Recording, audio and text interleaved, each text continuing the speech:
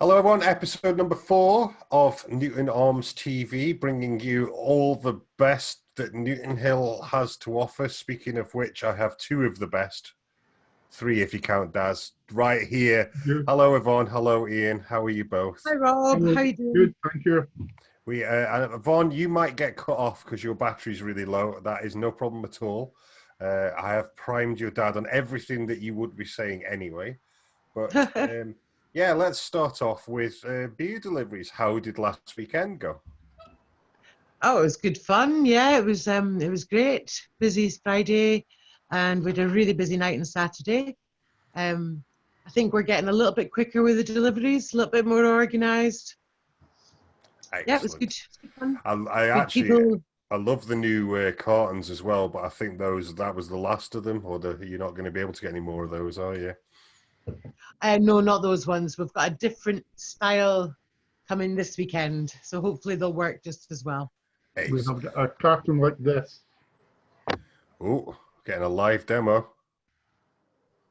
Ooh, or like a big soup or coffee mug. It's like a big soup container, yes. Yeah. Brilliant Impossible stuff. as well. Yeah? Yeah. Excellent. Right, well, before we come back and talk about what's going to happen for the next few days, including the Beer Deliveries at the weekend, I recorded an interview this afternoon with Mr. Ian Mollison, our local councillor.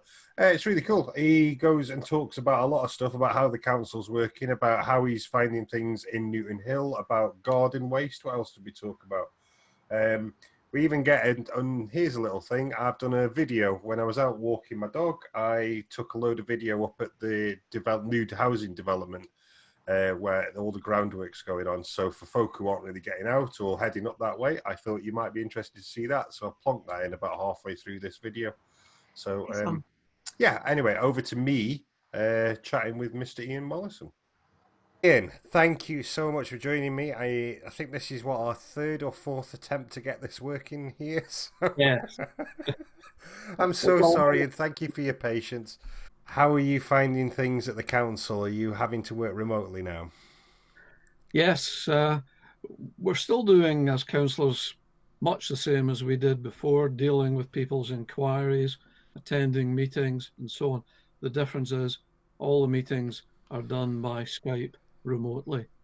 Still the same schedule of meetings, policy meetings, area meetings, group meetings. So it's a new world. It's a bit scary sometimes. Yeah, I can understand that. I imagine there's an awful lot of people who are feeling exactly that way at the moment as well, especially people who have, not like me, who've got technology in their lives every single day, so yeah, yes. But definitely my heart goes out to the folks around the village who are sort of going,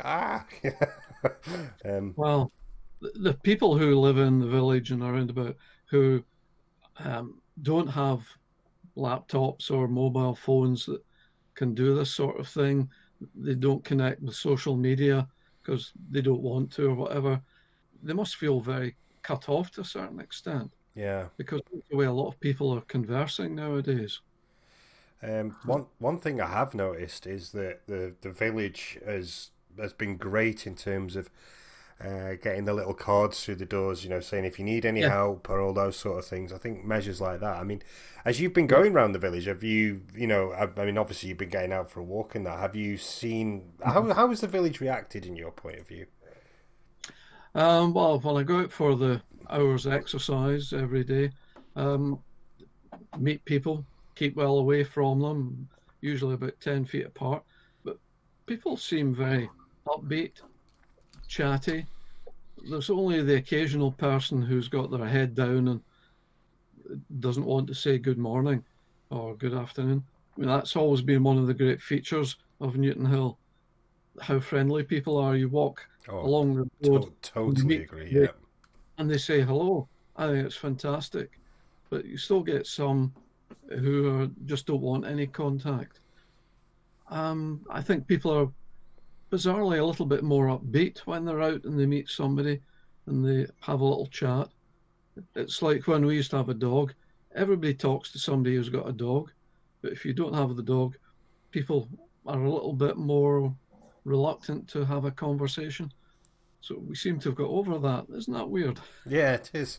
It is. I think. I mean, this whole thing and all this remote working and things that we're doing just now is going to really change things for so many people going forward. But on that note, how are things at the council? Are you still able? Are you still having all your meetings, or has everything shut down? How is all that working? No, we're still having our meetings. We're all in our own houses, joining up. The biggest meeting I've been in had just under 70 people taking part. Wow. It worked very well via Skype. So that's fine. We can continue to play a role in how things are dealt with. Some local authorities have taken a different approach. Down in the Borders, one of the councils has given complete authority to the chief executive. In Glasgow, they've taken away the laptops from councillors. Wow.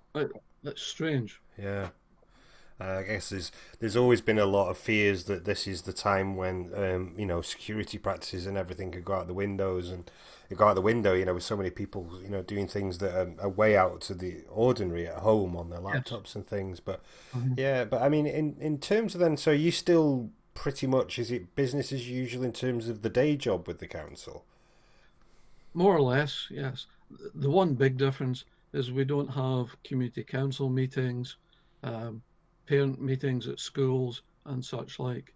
That has all stopped. Yeah. Some of the groups have said, well, they'll maybe get back up in August. We'll see when we get there. Yeah. And then have you seen any sort of major shutdowns to the council?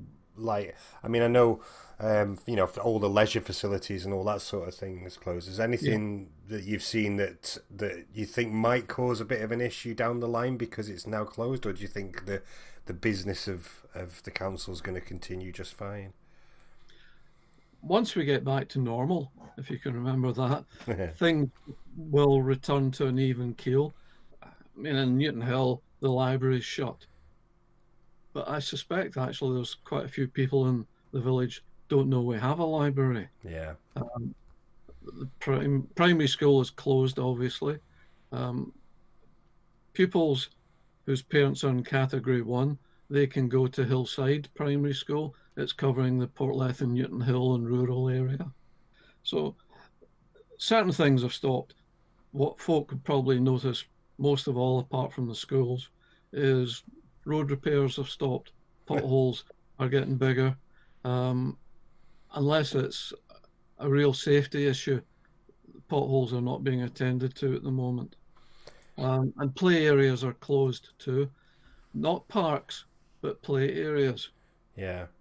The reason for that is you go into a play area, you touch things, you don't know who's also been touching it. Or you might be carrying the bug without realizing it and you can pass it on. So some people are flouting that. I heard reports this morning from Portlethen where there's kids playing in play areas. That has to stop. Yeah, maybe need some big signage. I mean, I know there is some small signs and things, but perhaps it's I suppose it's just that sort of people.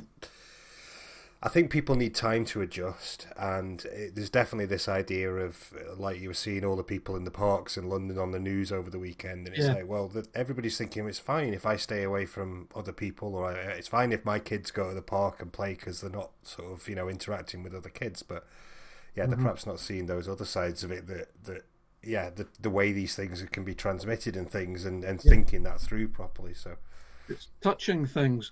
You can get the bug through touching a surface that somebody who's got the virus has just been near and maybe sneezed on or whatever. Yeah. It's not an exercise. This is for real. People are dying. Yeah, absolutely. And I don't think. Well, I've certainly not heard as of yet of anything affecting the village in a way. And I know Northeast Scotland has got cases and things, but big cross fingers. It doesn't do what it's promising to do in many places, which is come and rip out many people in this community, because there are a lot of older folk here. Yep. I heard though of somebody in the village. they learned of the death of somebody they went to school with in the northeast. So it is getting closer. Yeah, absolutely. On a slightly different note, one thing I've seen a lot of people talking about in terms of services stopping and things, garden waste. Seems to be a bit of confusion on this one. So garden waste and recycling, are those sort of things still continuing just now? Recycling, landfill bins, food waste bin, that's been continuing as normal. What has confused matters for some people is that Aberdeen City Council took a different decision and stopped picking up recycling materials. They're starting it again, but only once a month. That confuses folk because some folk don't realise which council does what. We're Aberdeenshire. Garden waste, the Saturday collection in the coastal park should have started by now. That's on hold until all this is over. If you're worried about grass cuttings, well, the suggestion is don't collect the grass cuttings. If you cut the grass once a week and just let the grass cuttings go back into the lawn, they will disappear. I've posted about that on Facebook, and it's also on the council's Facebook page as well. What about my approach of just not bothering to cut the grass because I'm lazy? Well, that's an individual choice. Personally, I'd prefer that most people did cut their grass. The argument can be made about wildflower and meadows and so on. So that opens up a different can of worms. Yeah. If you like that turn of phrase. Yeah, and one thing, speaking of worms, there's a beautiful segue coming here. Let me play in this video for our people watching this.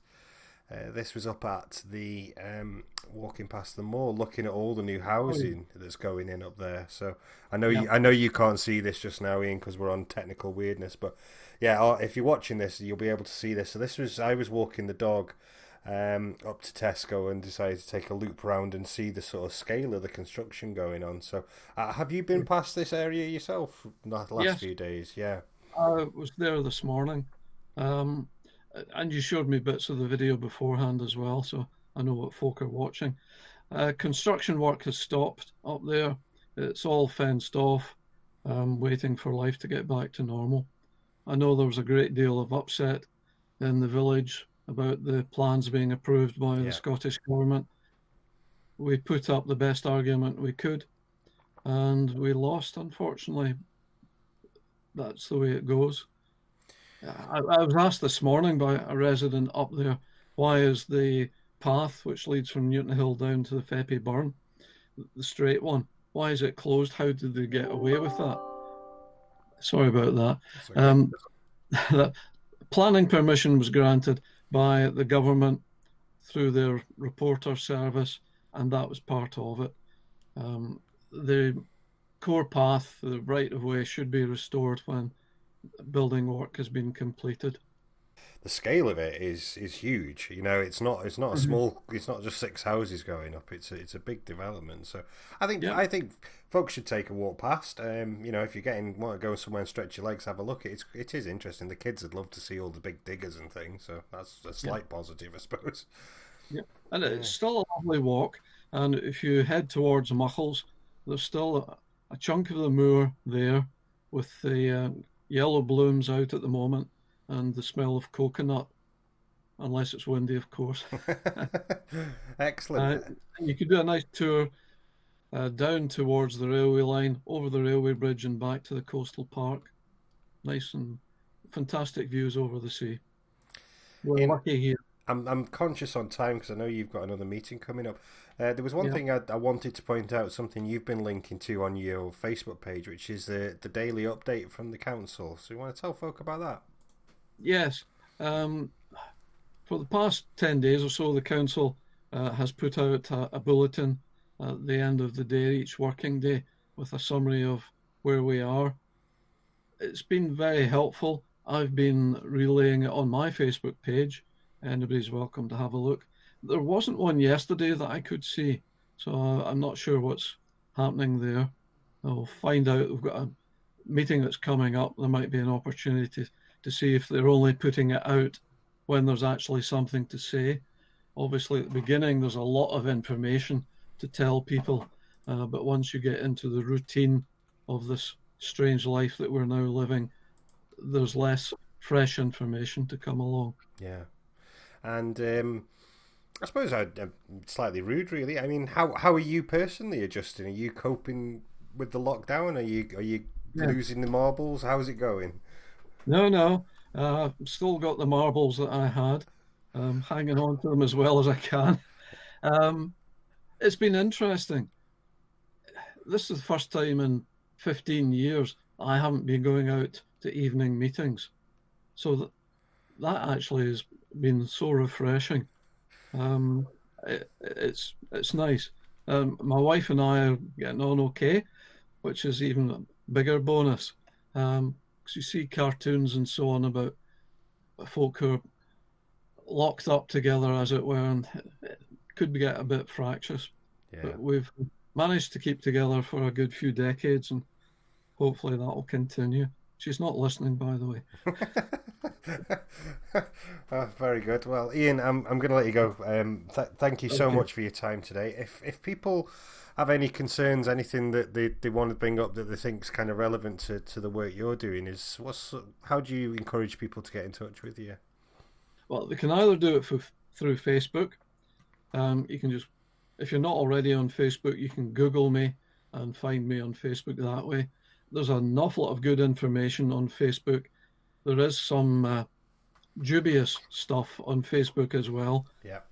But if you just go to the correct sources, it can really help everybody. If somebody wants to get in touch with me privately, email. That's cllr.i.mollison@aberdeenshire.gov.uk. Ian, thank you so much. Really appreciate you taking the time and for your patience with putting up with 20 minutes of technical issues before we could even get recording. So, No problem. It's been quite illuminating, and I've enjoyed it. yeah, no problem. Yeah, that was it. That was about 3 o'clock this afternoon. So, yeah, it's a good interview, wasn't it? Great, yeah, it was. It's great to hear that the potholes aren't going to be fixed. That was amazing. Well, I mean, I know it's like a bit of Delighted about that. I know it's a cliche, like local councillors and potholes, but seriously, the Newton Hill potholes are starting to become a thing. Like, Yes, definitely. just Sinkholes, almost. unbelievable. Yeah. So, Mr. B, I have a question for you. How's things looking then for the deliveries this weekend? Is it likely to be the same? Or obviously, we'll confirm on the days as we do, but Well, how's it looking? we ran out of Cascale and we ran out of Punk last week. Yes. We believe we're getting the delivery of Punk and Hazy Jane tomorrow, and the delivery of Stuart's Edinburgh Gold Cascale tomorrow. Ooh. So it could be even better than last weekend then, at this rate. Could be. Excellent. Could Well, be. tomorrow, all being well, and as with all these things, I'll always add the caveat, don't hold me to it. I have Foodie Quine on, and we're going to talk about all the places around us here in Newton Hill that are doing deliveries, everything from meat to sandwiches to beer, of course. Fantastic. Yeah, so hopefully we'll get all that sorted. Anything else you guys want to say before I let people continue on their way? Another thing that Ian was speaking about, the newsletter. That's another Yeah, good that one. is cool. Yeah, I didn't really say when I was doing the interview with him, but I've been checking that out every day, and it is good because it just shows you like what the council. So at the minute, there's so much going on. It's hard to keep track of what's open and what's doing what you're supposed to do for certain things. That I found is quite a definitive, nice thing to read every day. That just goes, here's the important stuff you need to know. So, yeah, that's pretty cool. So, yeah. Very good. Now, Ian. Yes, sir. I've ordered a chicken and an egg from Amazon. I'll let you know. You let me know which comes first, will you? Did I beat you to that? Is that the punchline? That's very good. Sorry about this, everybody. All right. We'll be back tomorrow. Bye, everyone. Bye, Rob. Nice to see you. Bye. Bye, Dad.